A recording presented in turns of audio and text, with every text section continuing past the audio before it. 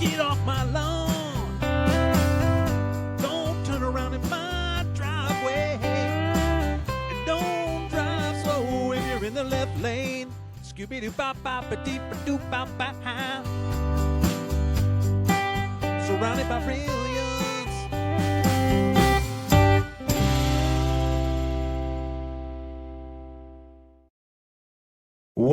Welcome back to another episode of the Surrounded by Brilliance podcast. I am your host, founder, creator, all things awesome, and very humble, Josh Will.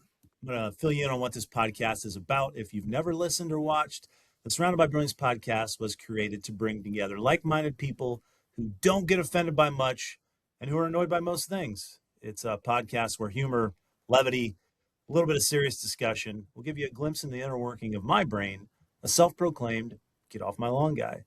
You'll hear some funny stories, some interesting opinions, a lot of grumpiness, and a whole lot more from some really interesting people and some not so interesting people. Our guest today falls in the category of really interesting.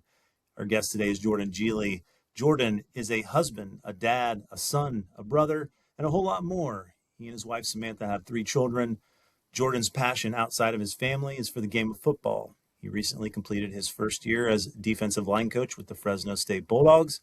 Prior to that, Jordan had coached defensive line at Northern Illinois for 6 years, defensive line at North Dakota for 5 years, a stop at Sacramento State for a few years, 4 years at the University of Minnesota, focusing on defensive quality control, a year at Wittenberg, and a couple of years at Western Illinois.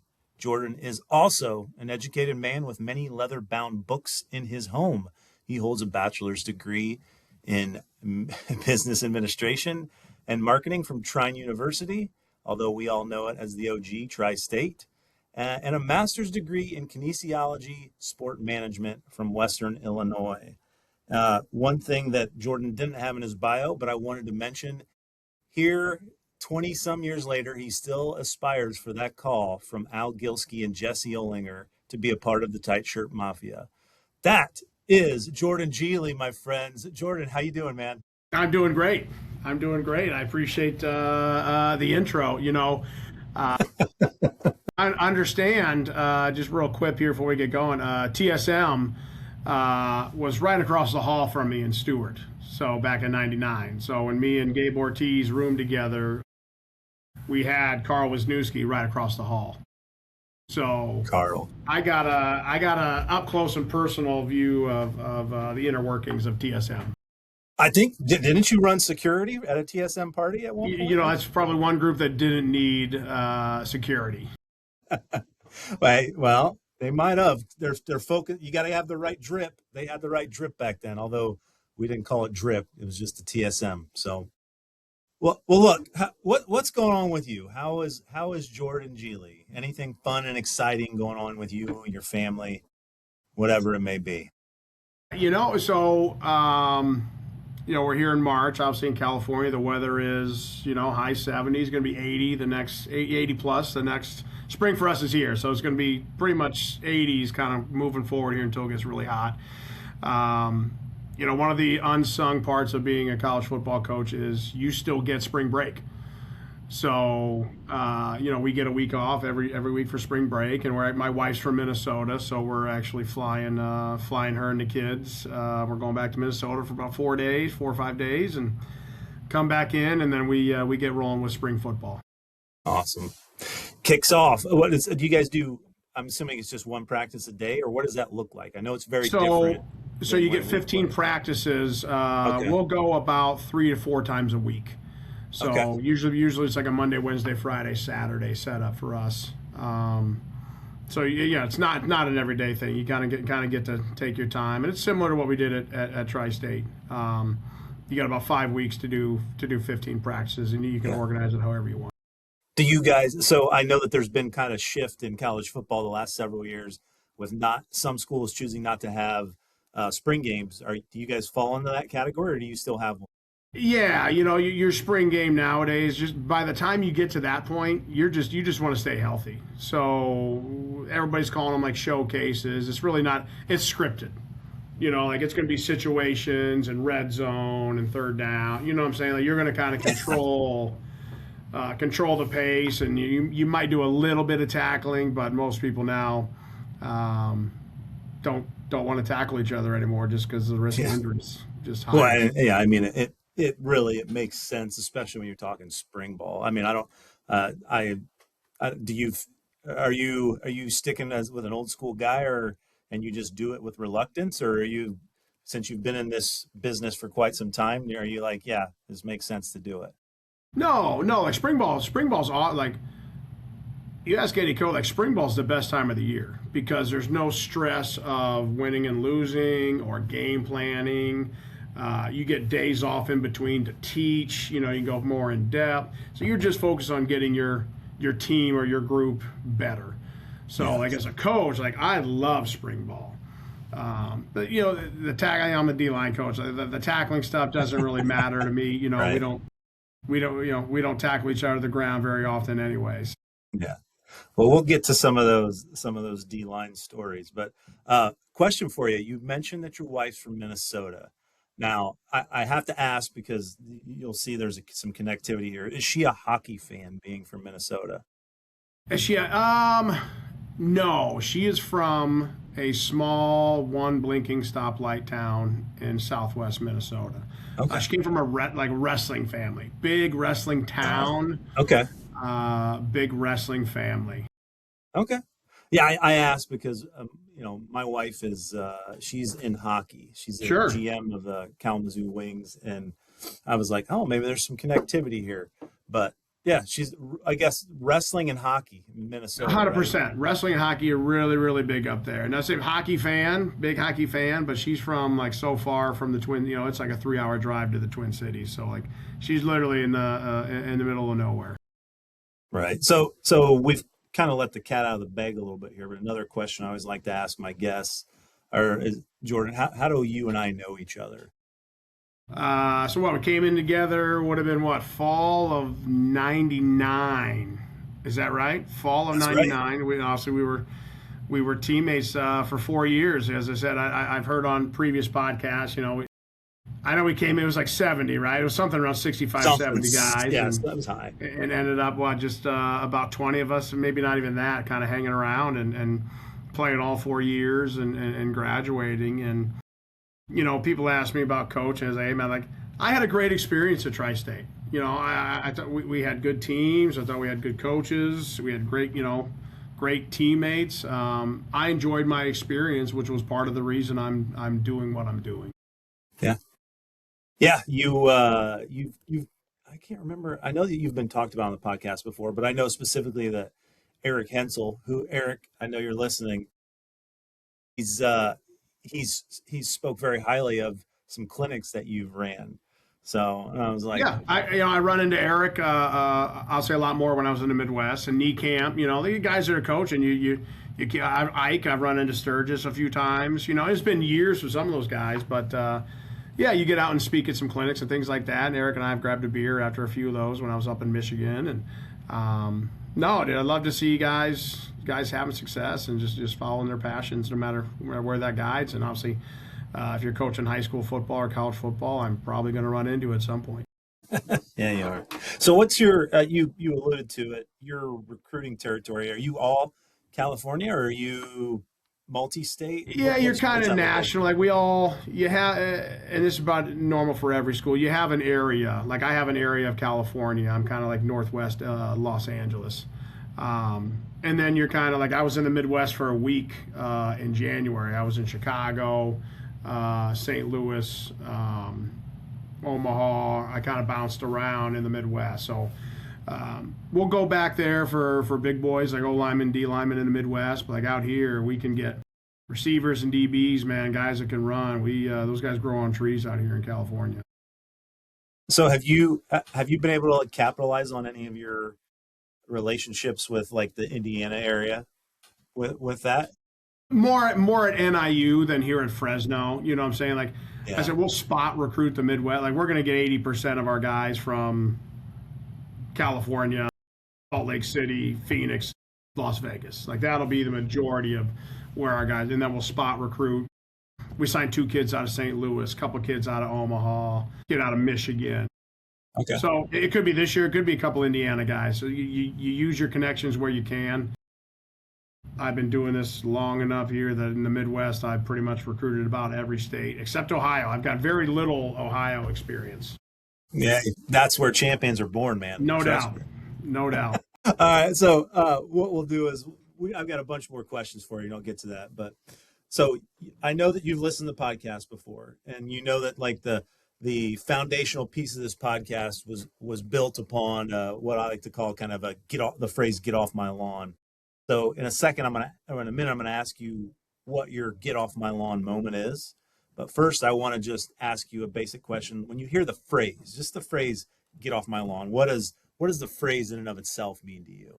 Yeah, you think, don't you go into your mind for either that fictional character or that old guy in the neighborhood you knew that, everybody was scared of, old man Richards down the street that you didn't mess with his house, you didn't step on his yard. Like that's what it takes me to, just grumpy, just ornery and grumpy.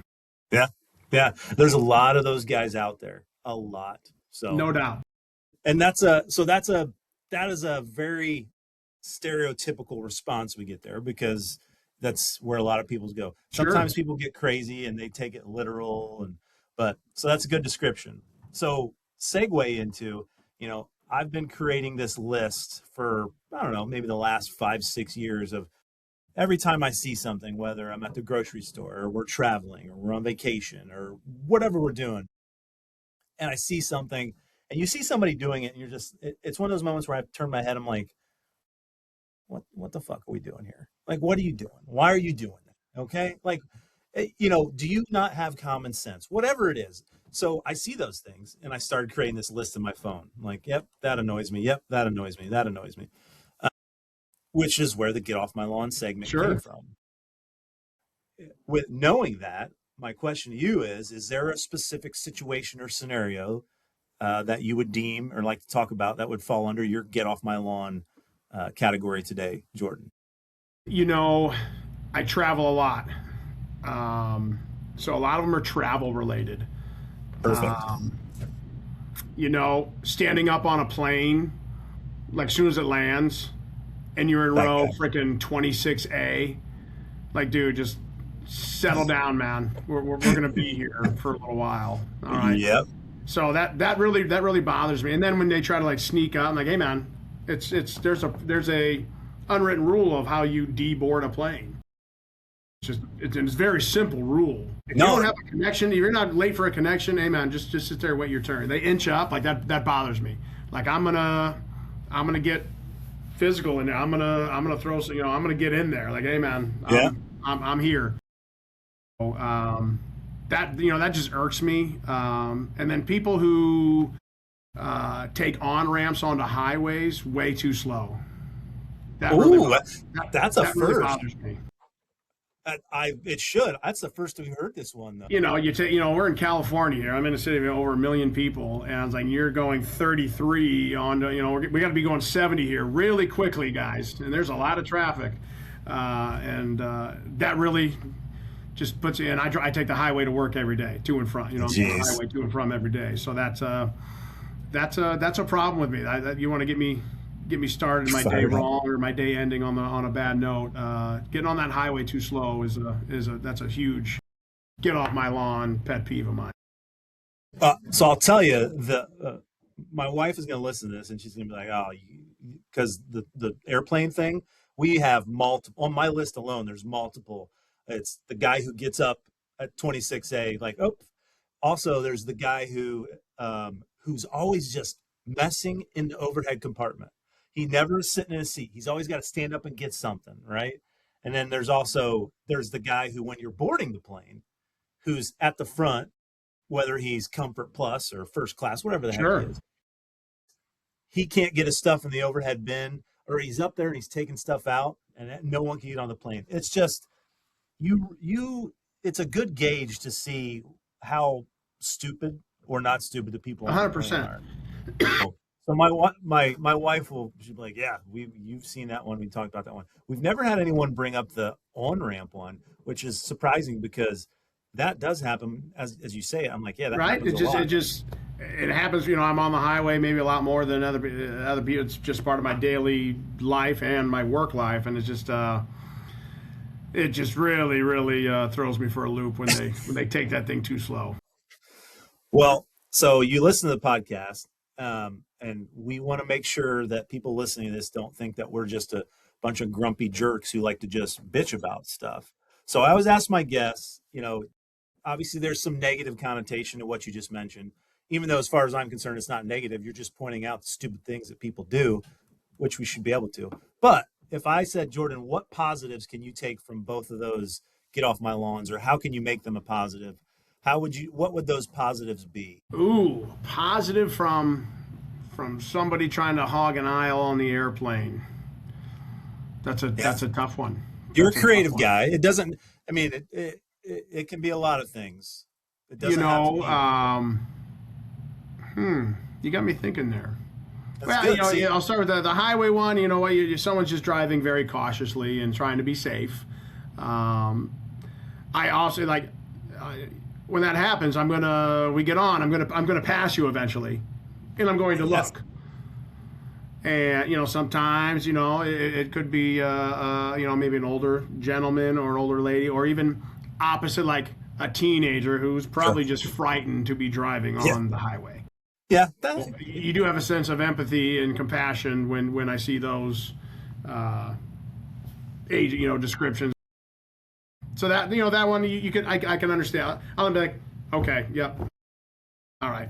I'm still passing you, like good riddance, but sure, right? Correct. I understand it. Same thing. I'm judging the airplane thing by a lot of it by age. If it's somebody my age, like, dude, what's the rush, man? But same thing, other people, you got a physical limitation. There's things you can take into consideration. You never know what people are going through in life in general. So you can always defer, like, hey, you know what? It really doesn't affect me. Right. And that's but it still pisses you off. If it's time for you to step up rows in front of me, then be my guest. Yeah, that's true. I've had people who, I think I posted something on social media about this several years ago, and I got some flack from a couple people. They're like, "How do you know that person doesn't have anxiety and like they just need to get off that plane?" Hey, and I said, "Yeah, what? You might be right. But guess what? It's still annoying to me, and I don't." So it's a lesson in, hey, okay, maybe just step back and not be in a rush yourself, right? Correct.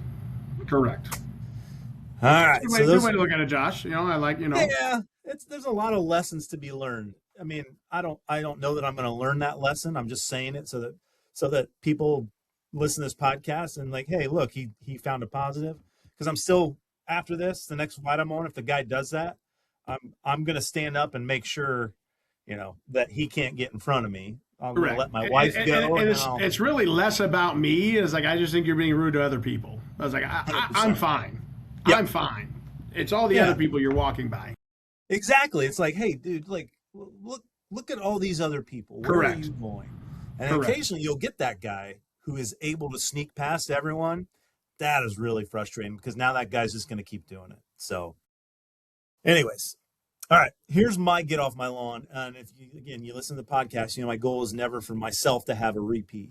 And this one is never, there's been a derivation of this, but never this one exactly. So my get off my lawn, lazy delivery drivers. And I'm going to give you a very specific example. We live on a small lake. And we're at the end. So we're at the end of a dead end. We're the last house, which is awesome because it's quiet and, whatever. So we have a pole barn that's right off of when you come into our driveway. And most of the delivery drivers come in, pull up, set stuff up on the front porch. Well, there is this guy. I'm not going to say specific names of the carrier, but it may begin with an F and end with an X. Sure. He's a new guy. He parks. He doesn't even come into our area. He stays at the neighbor's house, walks the stuff over, and he's been setting the stuff at the door of the pole barn, which, look, I can walk out there and get it. It's whatever. It's not a big deal. But he's developing a pattern here because he's done it twice now in the last week.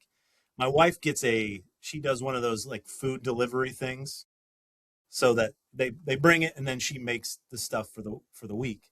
Okay. So he did that again today with that. That I have an issue with because it's perishable items. Correct.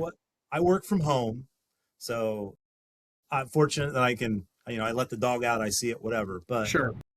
he just, he walks 10 feet and throws it down instead of walking the 40 feet to put it on the. It's a little freaking annoying. Yeah, I believe you. I believe that. It's just like, come on, dude. None of the other drivers do this, but you have done it now in the last 2 weeks. So that's annoying for me. It's something to track. Let's see if this is a general pattern happening. Hey, he's 2 for 2 in 2 weeks. So, and I may or may not have video footage of it. So, turn it into a positive. Be one of them. Throw some Gatorades and some snacks out at the spot where he's been dropping it off, and maybe kind of a nice hey man, please make deliveries over here. So be the bigger person. So I think you may have just given a positive for me. So the positive I could take from that is it's giving me the opportunity to go outside, walk a little bit more in my day. I've got to go out and get the mail anyways. So at the end of the day, it's not that big of a deal. It's which really, if you're listening to this because you think that all we do is bitch and complain on here, yes, these things annoy us, but we're adults and we joke around about it. These are all first world problems. Yes, it's not these. No doubt. There are other people that are struggling with actual 100%. It's just it's friends talking with friends, having fun. So correct. If you don't like this and I don't know why the hell you're listening to this podcast. So smell you later. So that's our get off my lawn segment. Now what we're going to do is we're going to do some rapid yet not so rapid fire questions. So this is okay.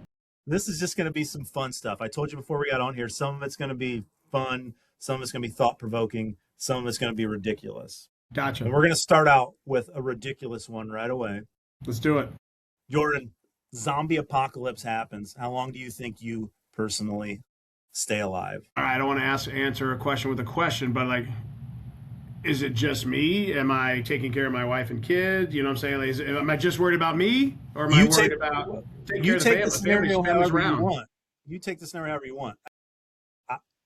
Most men, you would say, well, I got to protect my family. I got to 100%.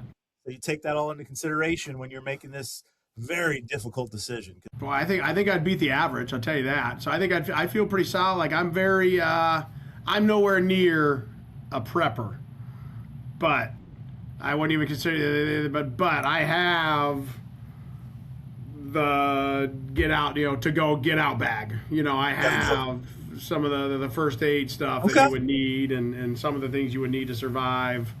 The wind up. The go bag, flashlights, right? and the stuff that power goes out. I've got some of that. Okay. I am as probably most guys went to Tri-State. I am fully armed. Yep. As most guys have probably went to Tri-State or been on this podcast, they probably are. So I think I would outlast a lot. Okay. And you've got a certain. I'm not going to say it specifically because people don't need to know where you're at. But you've got a certain large wooded area that you could head to.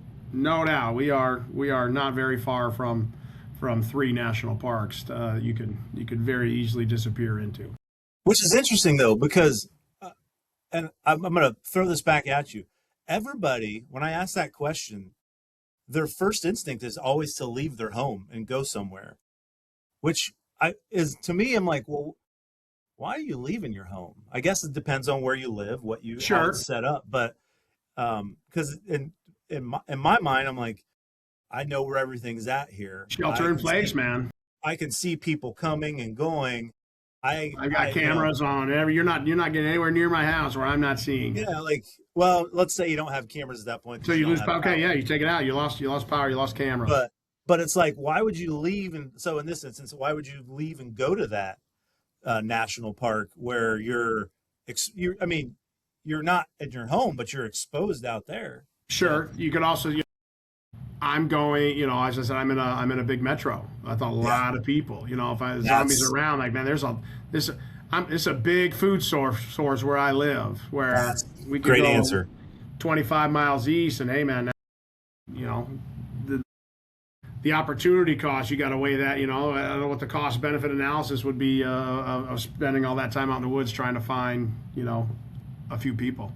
Well, but that makes more sense, because you want to get away from where they're going to be headed for food. Correct. So that makes sense. I'm trying to get away where the natural food source is going to be. Perfect. Awesome. All right, we've spent too much time on the zombie apocalypse, but it's interesting to hear your perspective there.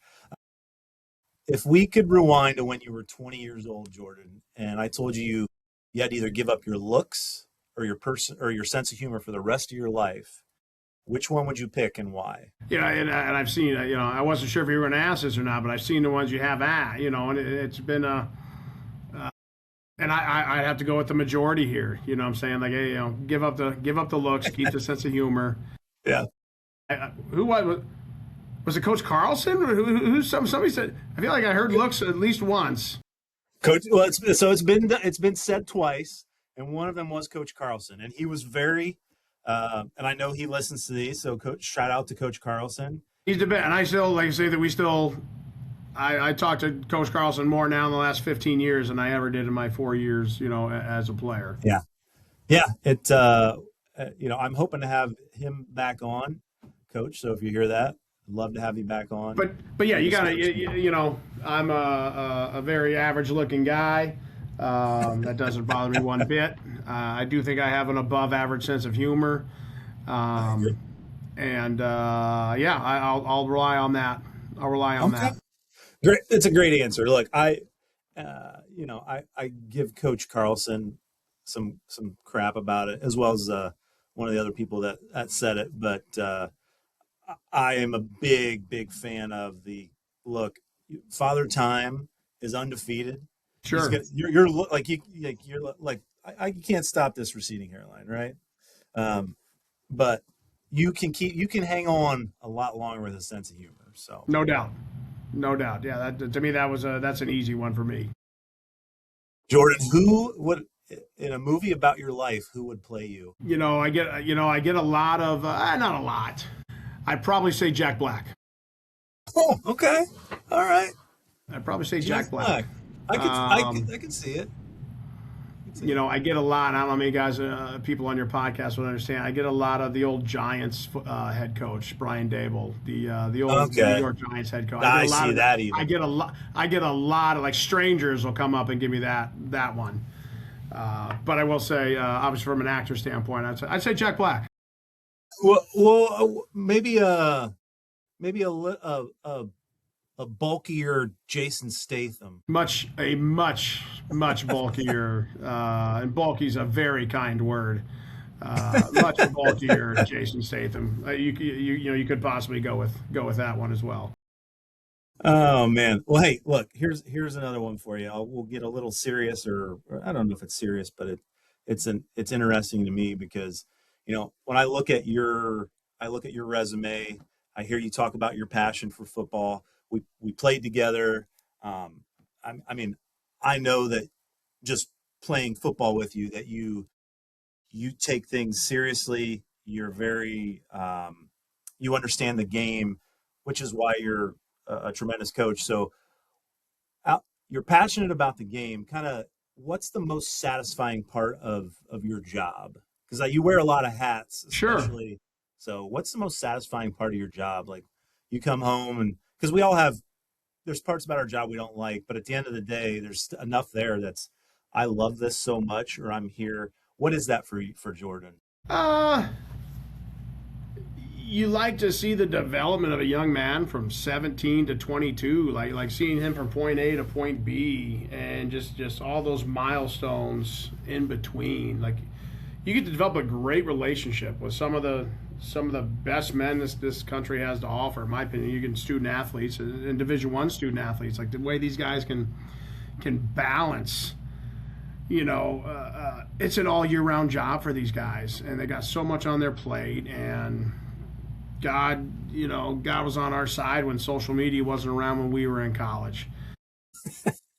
Because what Yeah. these guys got to deal with and the things they get from fans, and it's like, man, that's a bad part about being 18, 19 years old and being in the public eye. But so like, it's just developing relationships and see these guys achieve their goals. Winning's awesome. Winning's great.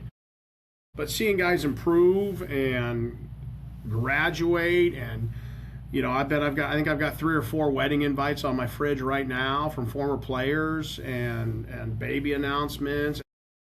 What a great way, and it keeps me really young. I enjoy coming to work every day, and who you work with is a big part of it. But just great group of guys, and seeing them develop and mature and reach their goals is a big part of Yeah. it. Yeah. And we've had a lot of tri-state guys on here, and that truly aligns with some of the conversations we've had on here. Loved playing the game of football. We have some great memories from it, but the most that I know I got out of playing college football were the life lessons and the relationships that I had with coaches, with players. So that truly aligns with, I mean, so even that from a coach's perspective, those are the things that you are passionate about that drive you. And at the end of the day, I can tell you from a player's perspective, those are the things that really matter. So, Sure, so yeah, sure. And you try to say, man, it's been obviously a long time since we were in the roles as athletes, but you can still, you get reminded real quick. You're like, man, I was 20 and I might have made a worse decision than you made. So I yeah, get it. yeah.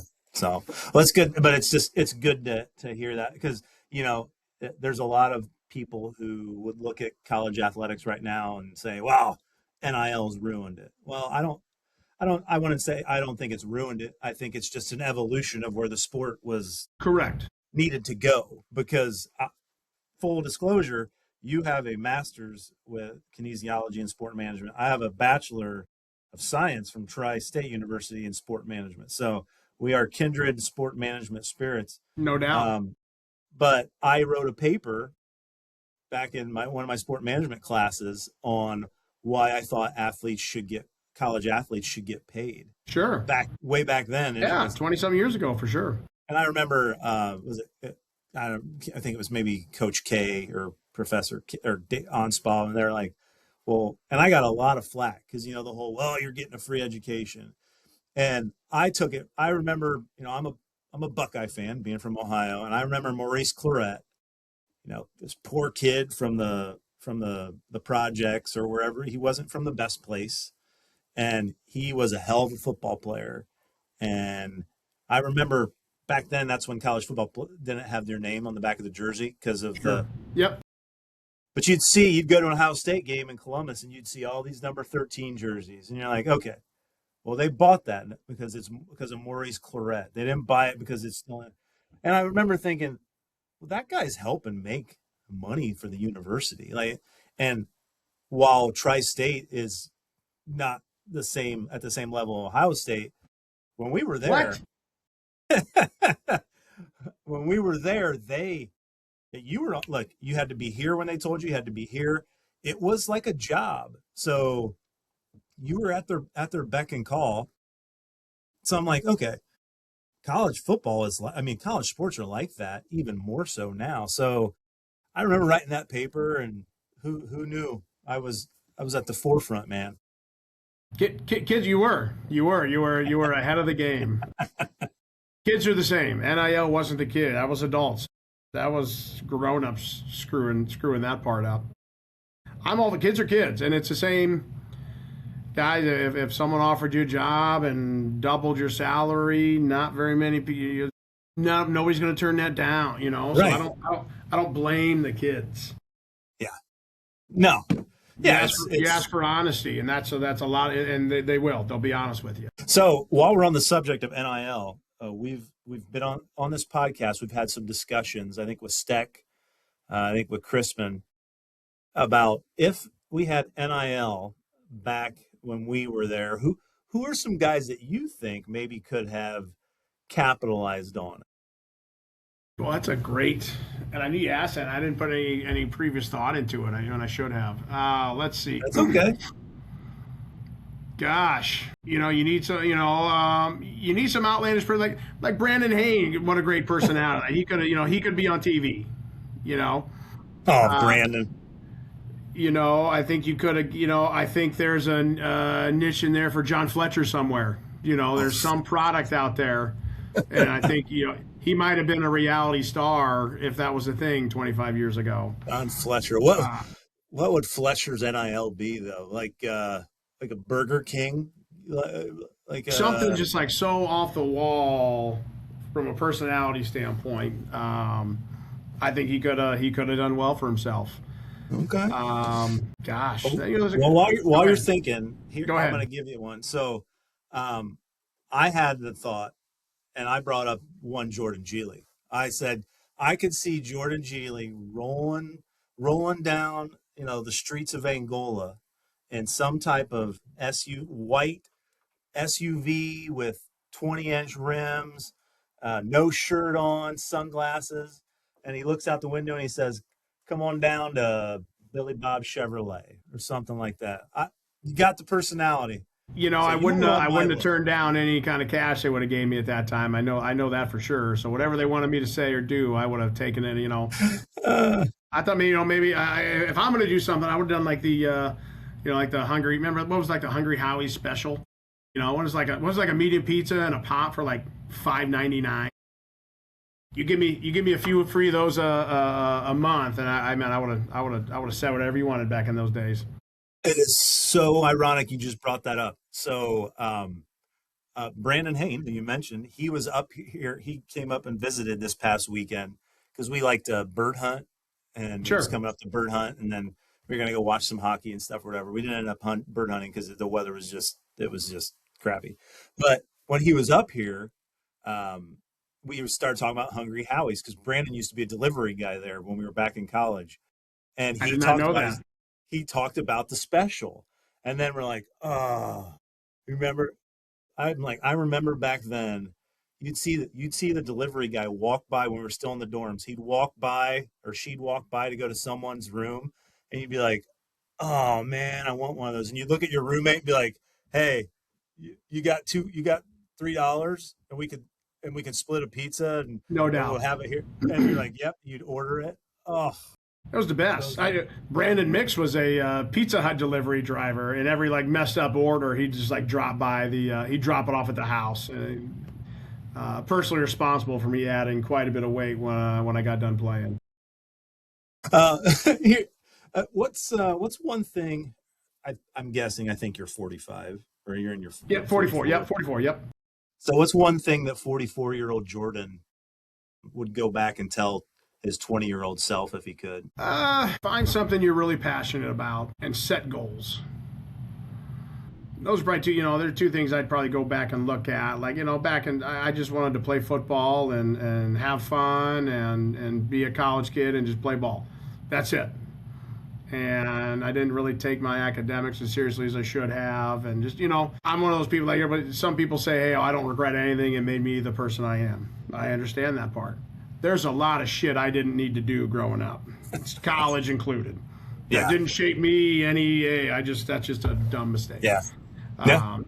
So just having more guidance and goal setting and like, hey man, what do I want to do and what kind of person do I want to be? Just probably more self reflection, which is hard at times for a 20, 21, 22-year old Yeah, male athlete.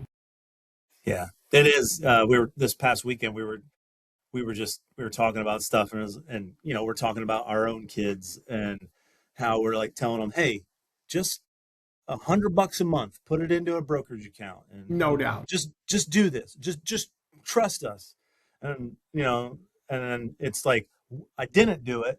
I didn't start doing it as soon as I wish I would have. If you start doing it now, trust me. And then you put yourself in their shoes, and you're like, yeah, you can say this till you're blue in the face. They're not going to say it because you're saying it. Some moment is going Yeah, to have to be you a weren't catalyst. you weren't ready at that time, or you weren't Yeah, ready to hear that type of stuff. I know I wasn't. That's why I say like I have a lot of empathy with the guys I coach because like guys, man, people always, give professional athletes a hard time. I'm like, if you would have gave me $1 million at 18 years old, I would have turned out a lot different. Okay. Yeah. You know, when you see all these young guys making mistakes, mine's like, guys, imagine what that does. Imagine what that does to your head when you give all these young guys all this money. You turn into a different person. Yeah, well, I mean, and my wife, who will be listening to this, she does a lot of outside of her day job. She does a lot of coaching around substance abuse and professional development and other stuff. And she's always telling me, because I tend to be the one who's harder on the kids. And she's like, look, their frontal lobes doesn't develop until they're 25 or whatever. Imagine taking a star athlete, 20 years old, who's, while physically they're gifted, from an emotional and a maturity standpoint, they're not where they're going to be. Their frontal lobe, or whatever the terminology she uses, isn't developed. And you say, hey, here's $1 million a year we're going to give you if you play football for us. It's like, what the hell? Like, what are you going to do? And I believe, based on just stuff I read, I'm assuming you guys have tools and you can provide help to the players for that stuff. No doubt. But, all right, you brought up money, so I'm getting ready. Before I get to several TSU questions, this is a newer question I've been asking. All right. So, for $50 million, 50 million, do you think you could do the following? And you have to do it in a 24-hour time span. So, clock starts, you got 24 hours to do this. Got it. Run 10 miles, No. drink 24 beers, and eat 24 tacos. So you do all that in the 24-hour period, however you want, whatever order you want. You wake up the next day, you got $50 million in your account. Before you quickly respond like everyone else and say, yeah, absolutely, because obviously it's not a real question and I don't really have $50 million to offer you. I want you to really think about, all right, I'm 44 years old, not the 20-year-old we've been kind of reminiscing about. Is this realistic? Could I do it? Yeah, as soon as you said 10 miles, it was no. That I didn't even need to hear the rest of the question. The 24 beers, the 24 tacos, boy, I feel pretty confident about it, actually. But the 10 miles, no, that's just not happening. And how you space those things out would be a big issue. You know, I'd have to really think about. I can knock you out 50 million. That's oof. I think you'd find a way. I mean, so I've heard a lot of different iterations of this. You know, I'm a big fan of. I think if you can pick when you can do it also. So I'm a big fan of. I want to do it in July, and I'm going to wake up at midnight, and I'm going to knock out the 10 miles. Maybe I go back, and for me, I mean, that might still be 3 hours for me. I don't know. I haven't ran 10 miles in a really long time. And then maybe I go back and take an hour nap or something, and then I start drinking and eating, and I'm drinking light beer on a hot day so that it just keeps going down and I'm sweating. There's time in it, but some guys are like, well, maybe I'm going to run 2-3 miles, eat some beer. They have different philosophies. So yeah, I think, you think about it, boy, the lightest jog would probably put you at a 20-minute mile. Like the lightest jog in the world would probably put you in about a 20-minute mile. Yeah, and so you're looking at. Normally you can walk about a 20-minute mile. So 3 miles. You're going 3 miles an hour. I mean, three. So, I mean, I could probably do it quicker. To me, you'd have to mix in the beer and the tacos with the running. Do you think so? That's what I would do. I'd be running like a mile and a half, 2 miles, and then beer. Couple tacos. All right, go try to knock out another mile. Beer, couple tacos. Then you need a couple-hour break. But that would be. Yeah, I mean, you think about 3 miles an hour. You're running, and that's at the slowest possible pace. Yeah. So. I got 3.5 hours of running over 24 hours. it's a ridiculous question on It a is. ridiculous podcast, so it makes But sense that I asked. it's fun to think about. Fun to think about how you would approach that, and maybe some point someone will take this literally and put this on camera over a 24-hour period here and see, hey, is this possible? So so for the last, I think this will be the 5th year or 6th year. So every 4th of July, my wife and I have what we call the Mr. and Mrs. 4th of July party, where we invite family and friends, and I'll smoke a brisket and a pork shoulder, and basically I'll say, look, Mr. 4th of July is gonna provide the smoked meats. Bring a side dish to pass. I'm also gonna provide a few cases of light beer. If you don't want to drink that, bring whatever else you want. Bring a chair to sit in. We'll shoot off fireworks. Last year we also did karaoke because people bring their kids and we have fun or whatever. And we'll go out on the boat. But also you got to wear your proudest and loudest, and the tighter, if it's spandex, your American pride garb is highly encouraged, right? So this past weekend we were talking about, hey, maybe we should try and do an iteration of this. And so I said, okay, so what amount of money would it take? So then we started low, and I said $1,000. And well, first it started with, I said, what if everyone who wanted to do it, like seriously, everyone puts in $100? If there's 5 of us, it's $500. Person who ends up getting the most of it done gets the $500. My brother-in-law was like, nope. His big thing was, I don't want to have to put money into it. So I'm like, okay. So then I went to, okay, $1,000. No one has to put money into it. Some anonymous donor just gives us $1,000. And if everyone was like, everyone but one person was like, yeah, I'd do it. The person that said no was like, it's not worth it because I know how I'm going to feel for the next week. Correct. I was like, that's smart. That's more what I'd be thinking. Yeah, risk isn't worth the reward. So I was like, so how much would it take? And that person, I think they ended up at like $5,000. They said like a minimum would have to be at least $5,000. And I was like, okay. I mean, yeah, that makes sense. But so we had that conversation. It's a good combo. I think it could be done. I really do. I like 50 million. I think it could be done. It definitely could be done. I'm not saying I'm the one to do it. Yeah, but it can be done. Again, all these guys that are saying, yeah, I could do it. They're I love the ambition, but they're not understanding tacos, the beer. I take the running out, but the tacos and the beer at our age, I mean, come on, guys, you got to be realistic. So those are most of my ridiculous questions. Now I have a few questions that just to kind of talk about our days at Tri-State. Sure. This is one that this is one I've asked to a few guys. So, and the funny thing is, these are questions that I'm like, if we were just sitting around a fire pit having fun, these are things we would talk about. We'd probably get to them in a different path. But so when you look at your career at Tri-State, if you could go back and change the outcome of a play or two here in your college career, a specific play, whatever it may be, what would those plays or situations be, and how would you change the outcome of them, and for what reason? Sure. Oh gosh. Well, what was it? Our first one, like the St. Francis game, our senior year that we lost at home, like that one will always stick with me.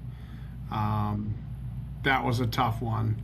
Because we're going to the playoffs. We make the playoffs if we win that. Correct. We just need, I think we needed to win one somewhere along the line. We needed to win one more game. Like we went into where did we play? We played Malone at Hall of Fame Stadium was our last game. But we went into that game knowing the season's over. Like that's hard. We needed help. We needed would have needed some help. We needed help, and it was not likely, and we didn't get it. So. That one really sticks with me from a senior year standpoint. Obviously, losing in the playoffs to the number one team in the country as a junior isn't anything to be ashamed of. I'd gotten hurt a couple weeks earlier, and I didn't start that. Like I missed the season-ending game, and then I didn't start that game in the playoffs. I couldn't move. Like that's just. But in my head, I thought I could, and Coach Schoon was, "Hey man, I'm not starting you." And I got pissed at him, and I was like, but as a coach, he's 100% right. He was 100% right. But selfishly at the time, I didn't want to think that. So those are probably the two big in my mind. Early in college, we played Valparaiso at home, and I wanted to win that one. I don't know if you remember. I think that was our sophomore year. Yeah. What was the significance of that? Just being another Indiana team, and it was early in the season at home, and that one, and honestly, so I got called for a personal foul. That guy pushed me, I pushed him back, type of deal, and I got a flag for it. And Coach Carlson, he probably would have. He said something in the paper about as he gets older, he'll learn to not respond. Talking about me. Yeah. And that just stuck with me. At the same time, as a coach, I would have said something very similar, but I was just so ticked at the time, and it's so minuscule, but it just that game bothered me because I had a really good game. I played really well. That penalty kind of was in a crucial situation. Does that make sense? Yeah. So I felt 100%. I mean, responsibility for that game. Yeah, well, because you're a team guy. So most of the guys I've asked that question to, the responses are team related. Mm-hmm. The plays or situations. Sure. There's one guy that's been on here. Two. One, Derek Eby, who I had to give him shit about it because all two or three of his, he had two or three of them. They were all like, I wish I got this interception. I wish I got this. And I was like, so I honestly don't remember. I don't remember very many specific plays. Yeah. Well, exactly. I mean, so Steck and Hensel and I have been texting a lot, probably for the last several months since we've reconnected. And Steck's, he remembers everything, and Hensel even remembers stuff. The podcast that I did with Eric Hensel, he brought up some stuff, and you hopefully you can't tell, but I'm telling you now. He brought it up, and he's like, "Yeah, remember when this happened?" And I had no clue it happened. But I just was like, I'm like, yeah, man, that was so awesome. But the stuff that they remember, and Steck was also one of them. There was one play that he wanted to get an interception because it would have broke a record or something. But, sure. So I gave those guys some grief. But the point is all those guys are more team. I don't remember that. Oh man, if I would have had that sack or finished something like that, I don't remember honestly much of that. Yeah, I don't either because at the end of the day, what one play would I have made that would have, been this historic moment for me in my career versus winning a championship. I do remember one of the and I think it was referenced on here before. I do remember Steck's punting of the football, which was still to say one of the greatest play. Even my dad says that might be the greatest play I've ever seen in college football. That was a good one. And I do remember that play. I'm like, how the hell did he do that and just have the wherewithal to do that? So nice play, Steck. I do remember that one. So just a couple more questions because I know we're up against it. I asked that question a little differently, but this next question is kind of name some of your favorite memories from Tri-State on and off the field, if you can think of a couple. I tell a lot of stories of just small college ball in general and what it was at Tri-State. But you remember at the time, this is going to date, the internet was just kind of getting going when we were in college. Yeah. I tell people a lot of stories. If you remember road games, post game, you're on the bus back and a coach would walk by and give you a $5 bill. And then the coach behind him would walk by and give you a $1 bill. You had $6.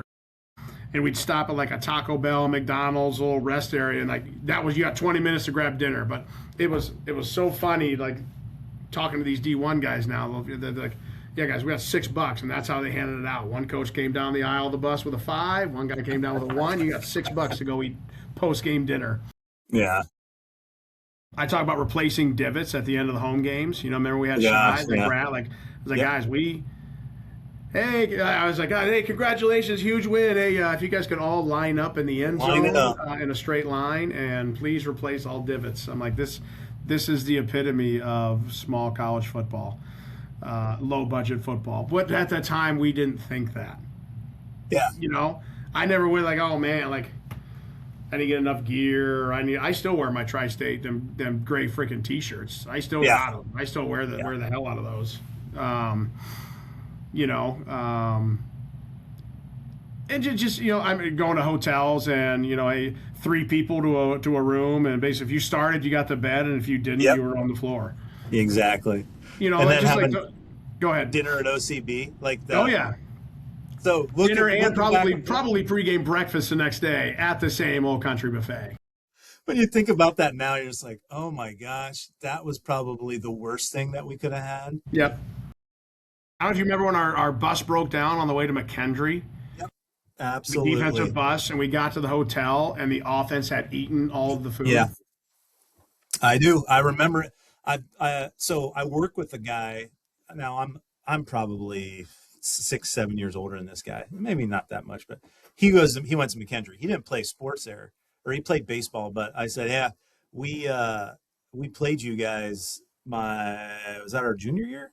Was that our junior year? I don't remember what year it was. Anyways, Mike, that was like a 7-hour drive. Yeah, it was a long haul. Yeah. That turned into and it's the dog days of August. Bus broke down and it was hot as get out. And then if you remember this, so we play the game, they kick our ass. Like we didn't play well. Yeah, Bean's pretty good. Bus ride back, remember the replacement bus they had sent still had issues with the air conditioner. So we had to, those safety vents on the top, if you remember this, although you may have rode back. I know what you're talking about. Did you ride back with your family though? I think I did. I know, but yeah, I'm pretty sure my family came to that game and I rode back with them. Yeah, smart move. I mean, so you got those safety things open so that you're trying to get some airflow. Yeah, and, that's awful. There are some guys who were like, I'm not showering. Even if you did shower, you were sweating your balls off. I mean, it was a bad road trip home. So. But anyways, just hanging with the guy. Like our workouts were fun. Like we really didn't have a strength coach, but we went in there and we worked hard in the weight room. Like that was fun. The early morning in Hershey Hall and the gym and the workouts and a lot of fond memories, man. Last question for you, and then I've got one other thing to bring up to you that's kind of funny or gross and funny. So. When we played, and I will say this till the day I die, defense wins championships, offense gets people to the game, sells tickets, whatever. And Coach, I said that to Coach Carlson. Whether you agree, it doesn't. That's just my take. So, kind of put together from our time there, because we had, maybe there was a couple years where maybe it didn't show up on the stat sheet. But we had just some badass defense. We were really good about every year we were there on defense. Yeah. So put together for me, kind of starts put together your all-time TSU defense from the time we were there, because there were some studs before we even got there. So, and you can and you should include yourself. I know you're humble, so I'm going to include you because I know you and you probably won't include yourself. So consider yourself on this. Name some other guys just that you think of. All right, secondary corners. We had good. Obviously you had Steck. Obviously, one of the better players I've ever played with. Kadir McKee was a hell of a player. Parsley was a good corner. Parsley. Really good safeties. Obviously, you had Schragle, you had Hart, Eby. I'm going to piss somebody off because I'm going to forget them, but really good. Linebackers, we were loaded every year. Obviously Whirling, Sturgis, Chrisman. You had three All-Americans back there, and then like Niekamp was a good player. Was it Andy Slagle? Slagle was a good player. Yeah. Hensel was a good player. Who moved the D line? He was a linebacker. Yeah, Vanover. Hensel and Vanover, they got hurt, they got bigger, and they moved down, but they were both really good linebackers. Yeah, we talked about that. Like at linebacker, you got guys like Brent Niekamp, Andy Slagle, who could have went to a Would have St. started Louis in a high lot of other school and places. started. Sure. Yes, because it's just like linebacker you. So. Right. Obviously, Dan Prossman was just an amazing defensive lineman, and I still, when we used to play Toledo, I used to run into Dan, every 2 years when we played. So, but he was just, he was a prick, and obviously he was athletic and strong, and he's not a dude you wanted to mess with. No, not at all. Even my freshman year, I thought we were really good. Like you had Bill Krasinski and Brian Balka and Jeff Dolson and Matt Morgan. Like you had some really good D linemen there early. Prossman's tough to beat. Obviously, Spoo, Lou Willoughby, Spinning Lou, was a good player. I said Hensel. Yeah. Who else? Joe Martin was a good player. He backed up Lou and I for a few years, but then his senior year he had a good year. Craig Parks had the same thing, had a good year. He had hurt, and then he ended up playing because Parks came in with us and redshirted, right? Parks and Hensel came in with us and redshirted. So when Steck came in, this always comes up. Steck came in at quarterback, right? And then I didn't know. Was he really? Yeah. Oh yeah. I don't remember that. Yeah. So funny story. So Steck, he grew up 25 minutes from where I was from, but we played in different conferences. And when we were at orientation our freshman year, I mean, I knew of him, saw him in the paper all the time, had never met him in person. We're at orientation, and this goes back to Steck's memory.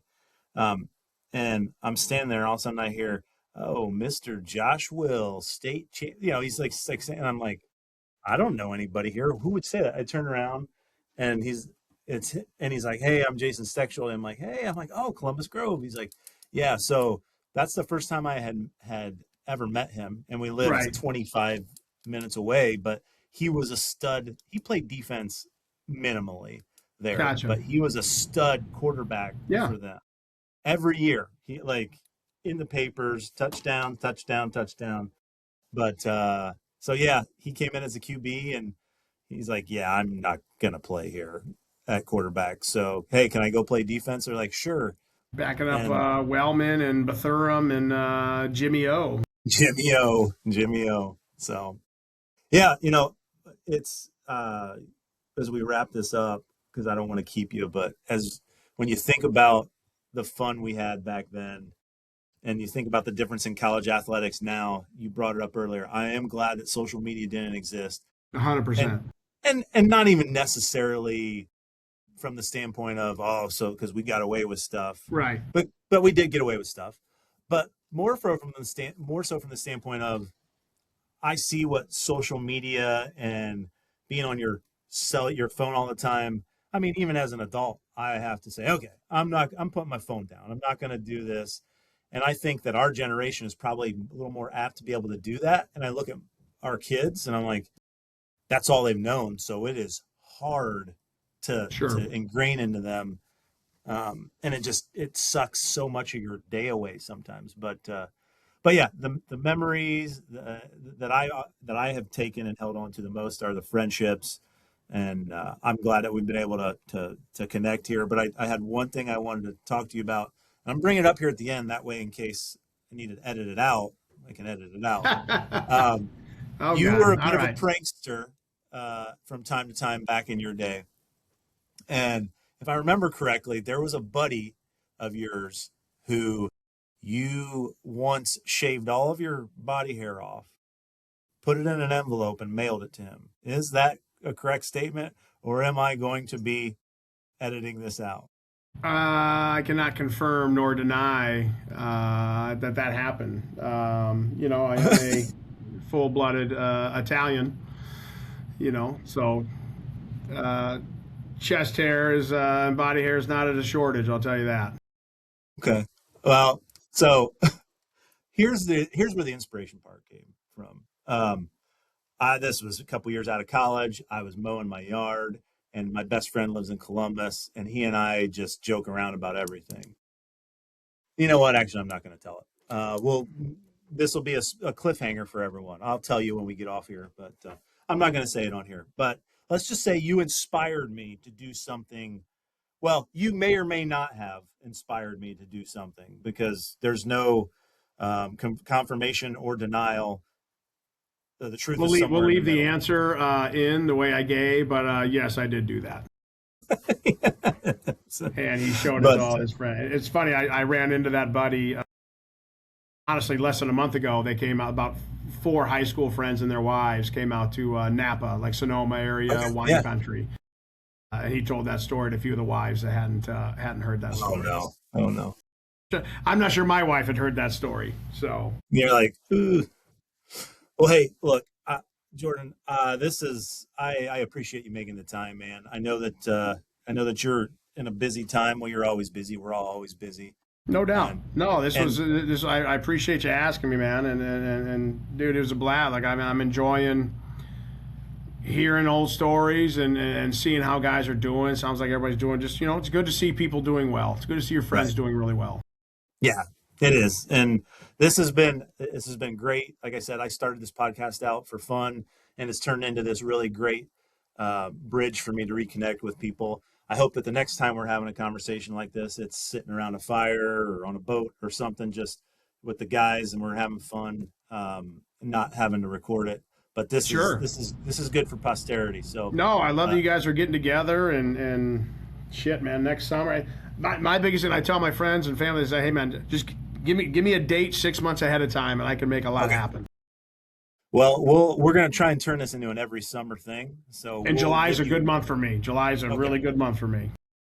Yeah, if we'd have gotten it to you maybe a couple months ago. Literally, I could have just changed the way we'll go to Minnesota first and we'll end in Indiana. I could have flipped some shit around. But I appreciate your time, and again, man, appreciate you. So thanks. No so problem. much. Yep. Appreciate you. Bye. Get off my lawn. Don't turn around in my driveway. And don't drive slow if you're in the left lane. Scooby-Doo-bop-bop-a-deep-a-doop-bop-bop. Surrounded by brilliant